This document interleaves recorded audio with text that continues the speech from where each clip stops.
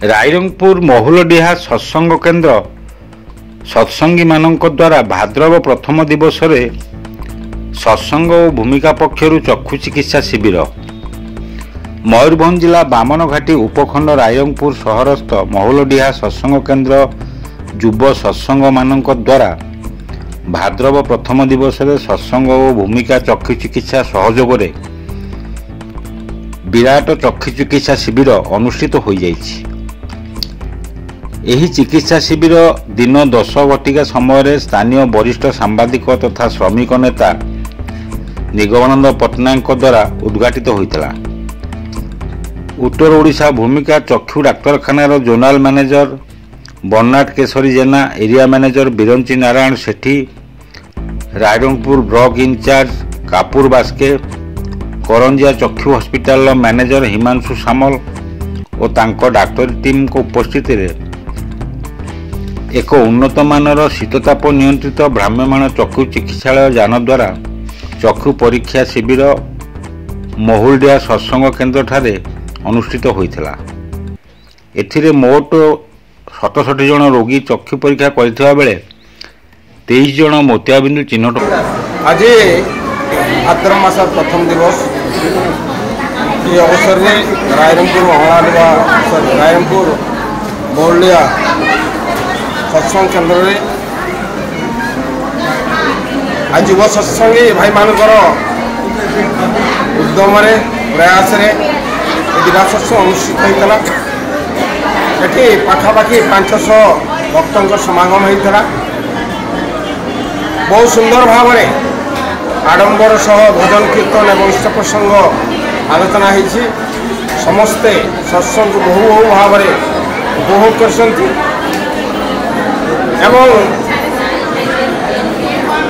सत्संग अवसर में एक चक्षु शिविर कराई जो चक्षु शिविर में निःशुल्क भाव माँ एवं भाई माने अनेक माँ एवं भाई माने आखि देखी निराकरण बाट पाई। शिष्य ठाकुर अंकुर चंद्र ये जुगर पुरुषोत्तम भाव में आसी ए मनीष जाति मनीष समाज शांति स्वस्थ मंगल उद्देश्य कौन कौन आम करवा दरकार तार विधान सब दे जाइछन्ते। से होती जुग पुरुषोत्तम पूर्ववर्ती को अधिकार कर आविर्भाव होती आम मैंने गीतार श्रवण करे पाठ करे जदा जदा धर्मस्य ग्लानिर्भवति भारत अभ्युत्थानम् अधर्मस्य तदात्मानं सृजाम्यहम् परित्राणाय साधूनां विनाशाय च दुष्कृतां धर्म संस्थापनार्थाय संभवामि जुगे जुगे। यहाँ आधार करी ए जुगरे ए कली जुगर घड़ी संधि मुहूर्त श्री ठाकुर अंकुरचंद्र आविर्भाव किंतु से ये नरसंहार करने पापी मानू विनाश करने आविर्भाव है नहीं। ठाकुर को भक्त मैंने पचार ठाकुर समय था अनेक दुष्ट चरित्र लोक थे जो मानकर पराक्रम फल जो मान दौरात्म फल भल लोक मैंने शांति बचार वंचित होते तेणु से विनाश के धर्म प्रतिष्ठा कराइता तो आप आशीर्वाद अभिप्राय कौन ठाकुर कहते जदि से प्रकृतिर लोक से जरासंध से कंस से रावण चरित्र लोक को विनाश करा जाए ताले बोधे प्रत्येक परिवार से प्रकृति लोक अच्छा मनुष्य समाज निश्चिन्न हो। ठाकुर गोटे बाणी कहती जे पापी को घृणा कर ना पाप को घृणा कर। मनुष्य पाप करे बोली पापी कह जाए, धर्म करे बोली सत्कर्म करे बोली धार्मिक बोली कह जाए। प्रत्येक मनुष्य भीतर से जिन रही तेणु आम मैंने से सत्कर्म सत्पथरे चलवाई से जो चिरंतन सत्य जी परम पिता पुरुषोत्तम समापन्न हवा दरकार बर्तमान घड़ी मुहूर्त प्रत्येक व्यक्ति आवश्यक कहीं ना आम मैंने निरीक्षण करवा जदि माने उपलब्धि करवा देखा जे प्रत्येक परिवार रे आज अशांति जो परिवार को जेकोसी क्षेत्र हो स्वामी स्त्री भर सुसंपर्क ना भाई भाई भर सुसंपर्क ना बाप पुआ भर सुसंपर्क ना आज अनेक प्रकार जो नारी निर्यातना कथा आज बहु कथा आज प्रत्येक परिवार का परिलक्षित हुए। तेणु ये समस्त दुर्विपाक मनुष्य रक्षा पाइबापी शांति प्रतीक जी परम पिता पुरुषोत्तम बहन करवा एकांत आवश्यक और बिना आम मैंने शांति सुखे बंची पारिबा नहीं। तेणु से परम पिता पुरुषोत्तम शरणापन्न हवा दरकार। आगे गोटे मानी रखते सदीक्षा दीक्षित हो सतनाम मनन कर सत्संग आश्रय ग्रहण कर निश्चय करी कहूँ तुम उन्नयन चिंता करने पड़ो ना ये एक निर्भर प्रतिश्रुति ये परम पिता पुरुषोत्तम प्रतिश्रुति तेणु आम मैंने जी वास्तव धर्म को ईश्वर को देवादेवी को गुरुजन मान को विश्वास करूँ ताले निश्चित भाव में वाणी को कथा को ठाकुर ग्रहण कर वाणी जी आम मैंने पथ को अवलम्बन कर आगे चलने चेष्टा करवा देखा धन संपत्ति कठा बाड़ी घर द्वार न पारे किंतु आम मैंने जो जिनसा विज्ञान आज देना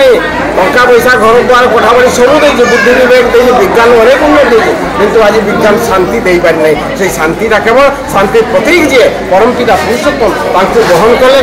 ग्रहण कले पथ को अनुसरण कर चलने जीवन शांति पाइबा ही पाइबा और जहाँ भी हो मोर वक्तव्य मुझे लंबा करने चाहूँ सर्वशेष ये विश्ववासी ये समस्त शांति उद्देश्य परम पिता निकट भक्त निवेदन करे सर्वे भवन्तु सुखिन सर्वे सन्तु निरामया सर्वे भद्राणि पश्यन्तु मा कश्चित् दुःख भाग वंदे पुरुषोत्तम वंदे पुरुषोत्तम वंदे जय गुरु जय रायरंगपुर मौलिया सत्संग केन्द्र सप्रतिनिधि आज ये कार्यक्रम रायरंगपुर सत्संग केन्द्र अनुकूल केवल ता नुह आज ये भाद्रव मास प्रथम दिवस आज आमर स्थानीय गुरु भाई मैंने जो मैंने युव गुरु भाई तांकर नेतृत्व में आज ये सत्संग कार्यक्रम तेणु बामन घाटी एवं पांचपीढ़ी अंचल बहु गुरु हजार हजार गुरु भाई माँ मैंने समस्ते आज उपस्थित होती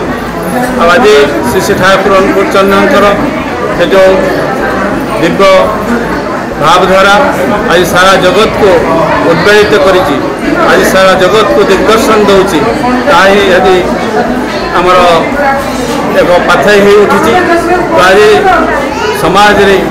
बहु भाव में कलुषित हो चली मानव समाज तेणु केमी उठाइवाई पड़ो केमी आमर संस्कार करने पड़ो से ठाकुर भावधारा बहुत ऊर्धे अच्छी और सेगुड़ी को आज प्रतिपादित केमती करेंगे प्रत्येकटी सत्संगी प्रत्येकटी आमर जे जनसाधारण तो से बहुत भाव में श्री श्री ठाकुर बाणी अच्छी जहाँ कि आज सारा विश्व आज से प्रतिपादन चली सेगुड़िक कार्यक्रम केमती होती प्रैक्टिकल आम लाइफ रे केमती करने पड़ो से अति प्रांजल भाव में श्री श्री ठाकुर देगले तेणु ये विषय आज सारा भारत वर्ष कहीं बहिर्भारत जो सत्संग केन्द्र मंदिर सब अच्छी सत्संग से सब जगह आज ये मास धरिकी मासाधिक काल धरी ये भाद्रव मास आरंभ हो एवं आज ये प्रकृत भाव में युवपीढ़ी जो मैंने अच्छा से बहुत आनंद और उल्लास सहित ये कार्यक्रम को समापन कर व्यतीत एठारे गोटे आमर आई कैम्प जो मागणा आखि चक्षु चिकित्सा हे और से आमर जे आखि विभाग विभिन्न डॉक्टर मैंने सब आमर युव सत्संगी मैंने से आनुकूल आज जे मागणा आखि चिकित्सा कार्यक्रम सुचारू रूपे होती बहुत मान्यगण्य व्यक्ति आज उपस्थित रही और वक्तव्य बंद करती जय गुरु विभूति भूषण ज्योतिषी ये मोहनिया सत्संग केन्द्र कर्मकर्ता आज सब युवक भाई मैंने भाद्र परिक्रमा प्रथम दिन जहाँ श्री ठाकुर अनुकूल जन्ममास ओडिया पंजिका मत आज प्रथम दिन से प्रत्येक वर्ष आम युवक भाई मैंने संगठित भाव में ठाकुर जन्ममास प्रथम दिन पालन करूँ ये सत्संग केन्द्र आज खूब भाव में भाई माँ मैंने आम निमंत्रण कथा कर जोशीपुर विषय बहदा तिरिंग बासिंगी कारणा झराड़ी सब माँ भाई मैंने आसछन्ति खूब आनंद लगुच अनेक दिन जो प्रयास ठाकुर को नहीं चलवा ठाकुर पंचविधान नहीं चलवा जहाँकि ठाकुर चाहते विश्व चैतन्य राष्ट्र विश्व एकता सृष्टि करवा विश्व भातृत्व सृष्टि करवा ताकि सत्संग माध्यम रही पारे जो आप आज परिवेश सत्संग परिवेश उत्साहित परिवेश छोट छोट बयस पिला आरंभ कर वयस्क माँ भाई मैंने आज आम पाखे उपस्थित अच्छा केवल ଜଣକୁ ହିଁ ଭଲ ପାଇବା ପରମ ପିତା ଯୋଗ ପୁରୁଷୋତ୍ତମ ଶ୍ରୀ ଠାକୁରଙ୍କୁ ଚନ୍ଦ୍ରଙ୍କୁ ସେ ଭଲ ପାଇବା ବିଧାନ ନେଇ ଆଜି ଆମେମାନେ ଖୁବ୍ ଆନନ୍ଦିତ ଖୁବ୍ ଉପଭୋଗ କରୁଛୁ ଭାବେ ପ୍ରଥମ ଦିନ ଏବଂ ଏଇଭଳିଆ ସାରା ବିଶ୍ୱରେ ଆଜିଠାରୁ ଠାକୁର ସେ ଜନ୍ମ ମହୋତ୍ସବ ପ୍ରତ୍ୟେକ ମାସ ଏଇ ଭାଦ୍ର ମାସ ପ୍ରତ୍ୟେକ ଦିନ ପାଳିତ ହେବାକୁ ଯାଉଛି ଏବଂ ପ୍ରତ୍ୟେକ ଦିନ ଆଜି ପାଖରୁ ସାରା ବିଶ୍ୱରେ ପାଳିତ ହେବ ସେ ଯୋଗ ପୁରୁଷୋତ୍ତମ ଶ୍ରୀ ଠାକୁରଙ୍କ ଚନ୍ଦ୍ରଙ୍କର ଜନ୍ମ ମାସ। ତେଣୁ ସମସ୍ତ ଅନୁରୋଧ ରଖିବି এইভাবে ଆମେ ସମସ୍ତେ ଏକତ୍ରିତ ହୋଇ ତାଙ୍କୁ ନେଇ ତାଙ୍କୁ ମଥାରେ ବହନ କରି ତାଙ୍କର ଯେଉଁ ବାଣୀ ଅଛି ତାକୁ ନେଇ ଆଗେଇବା ଏବଂ ବିଶ୍ୱ ଭାତୃତ୍ୱ ପ୍ରତିଷ୍ଠା ହେବାର ଯେଉଁ ଲକ୍ଷ୍ୟ ଅଛି କେବଳ ସତ୍ସଙ୍ଗ ତାହା କରିପାରେ ଯାହାକି ଠାକୁର ଦିନେ ପଦ୍ମବତୀ କୋଳରେ ଛିଡ଼ା ହୋଇ କହିଥିଲେ ଯେ ପରମ ପିତା ଆଜି ସତ୍ସଙ୍ଗର ଅଗ୍ନି ଲଗେଇ ଜଳେଇ ଦେଇଛନ୍ତି ତାକୁ ଲିଭାଇବା ପାଇଁ କୌଣସି ଏମିତି ଜଳ ନାହିଁ ତାକୁ ଲିଭେଇ ଦେଇପାରିବ। ପ୍ରକୃତିରେ ଆମେମାନେ କରୋନା ସମୟରେ ମଧ୍ୟ ଦେଖିଥିଲେ ସତ୍ସଙ୍ଗ ବନ୍ଦ ହୋଇନଥିଲା।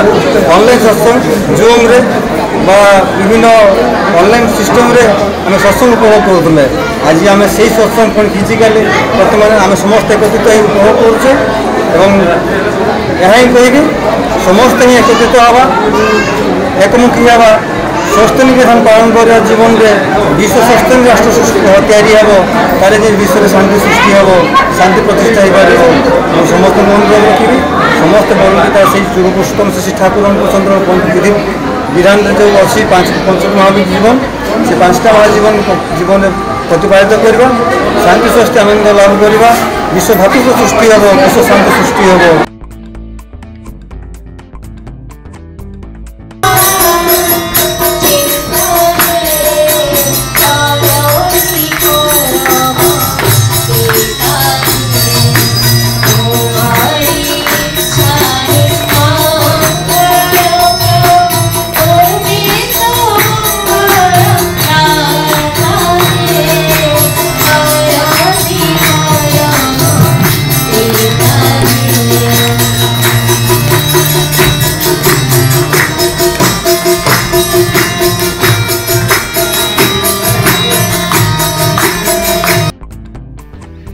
ଏହି କାର୍ଯ୍ୟକ୍ରମରେ ରାଇରଙ୍ଗପୁର ବହଲଦା ଜାମଦା ଝରାଡିହି ବଡ଼ ଡାଳିମା